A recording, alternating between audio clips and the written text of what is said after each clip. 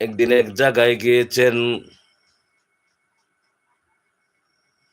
যাওয়ার পরে উট বুঝতে পারলো যে আমার নবী এলাকায় আসছে। সাহাবীর সাহাবীর উট, সেই উটটা ছিল একজন সাহাবীর উট।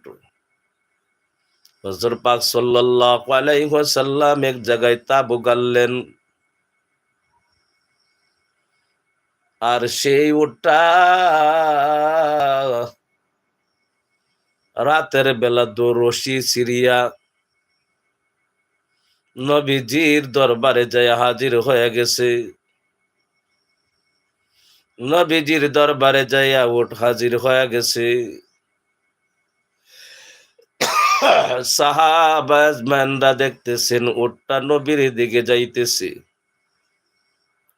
আল্লাহর নবী সাহাবীদেরকে বলে দিয়েছেন, উটকে তোমরা আটকাইও না, আমার কাছে উটকে তোমরা আসতে দাও।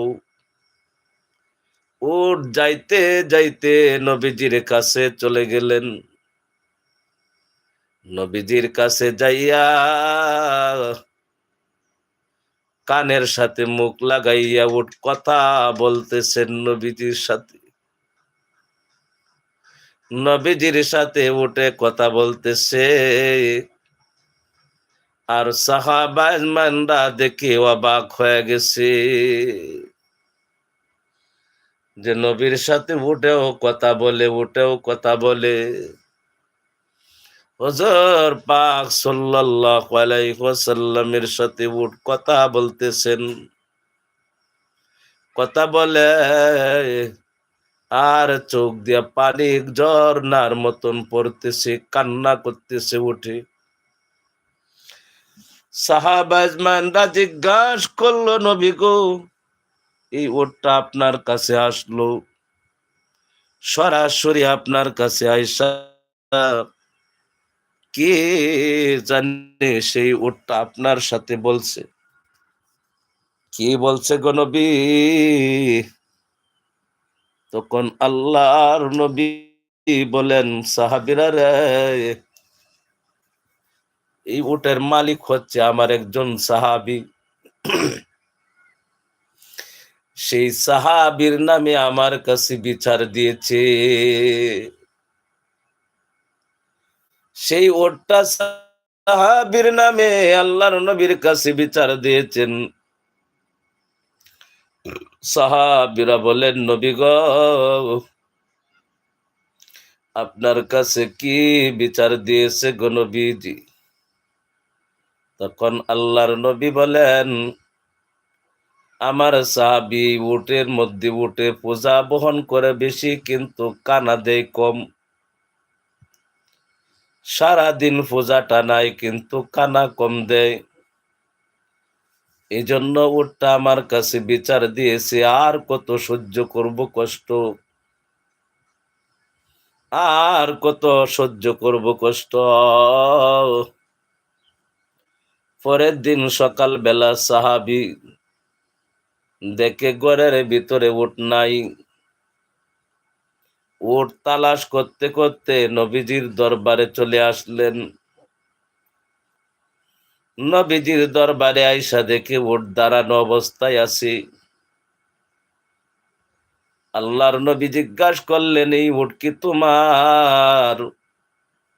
সাহাবী বলে, জি হ্যাঁ, এই উট হচ্ছে আমার।